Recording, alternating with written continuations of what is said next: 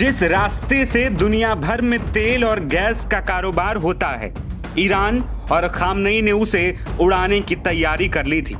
Iran Israel के बीच युद्ध में सीजफायर के ऐलान के बाद एक खुफिया रिपोर्ट ने सभी को हिलाकर रख दिया है, जिसमें दावा किया जा रहा है कि होर्मुज जल डमरू मध्य यानी कि स्ट्रेट ऑफ हॉर्मुज बंद करने की तैयारी कर रहा था ईरान।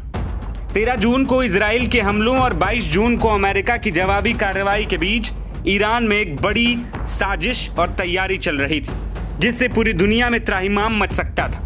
अमेरिकी खुफिया एजेंसी का दावा है कि ईरान ने पिछले महीने अपने नौसैनिक जहाजों में पानी के नीचे बिछाई जाने वाली नेवल माइंस यानी कि बारूदी सुरंगें लोड कर दी थी। ये वही रास्ता है जिससे होकर दुनिया का 5वां हिस्सा तेल और गैस का कारोबार होता है। बता दें कि हॉर्मुज जल डमरू मध्य फारस की खाड़ी को अरब सागर से जोड़ता है और ये महज 34 किलोमीटर चौड़ा है, लेकिन इसका सामरिक और आर्थिक महत्व कहीं ज्यादा बड़ा है।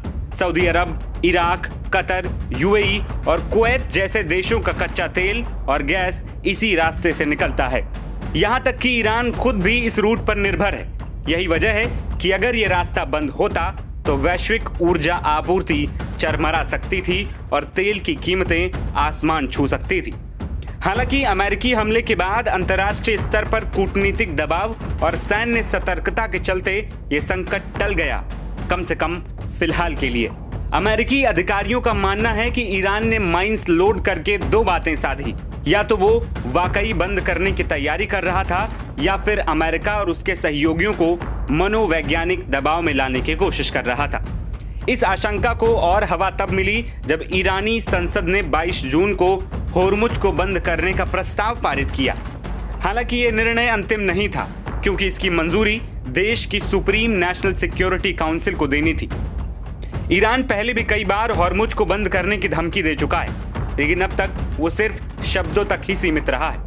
अभी तक होर्मुज जल डमरू मध्य खुला है और वैश्विक तेल बाजार में कीमतें स्थिर बनी हुई, लेकिन अमेरिकी नौसेना और खुफिया एजेंसियां इसे लेकर पूरी तरह सतर्क है। अमेरिका की 5वीं बेड़ा यानी 5th फ्लीट जो बहरीन में तैनात है, इस क्षेत्र में सुरक्षा की जिम्मेदारी संभालती है। हाल ही में जब ईरान के परमाणु ठिकानों पर हमला हुआ तो अमेरिका ने अपने एंटी माइन जहाजों को अस्थायी तौर पर वहां से हटा लिया था, ताकि ईरान जवाबी हमले में उन्हें नुकसान न पहुंचा सके। आपको बता दें कि इजराइल और ईरान के बीच 12 दिनों तक युद्ध चला, जिसमें दोनों देशों को खूब नुकसान पहुंचा। इस युद्ध में अमेरिका भी कूद पड़ा था, लेकिन बाद में अमेरिकी राष्ट्रपति डोनाल्ड ट्रंप ने दोनों देशों के बीच शांति प्रस्ताव पास कराया गया और सीज फायर का ऐलान हुआ। एनबीटी ऑनलाइन की रिपोर्ट।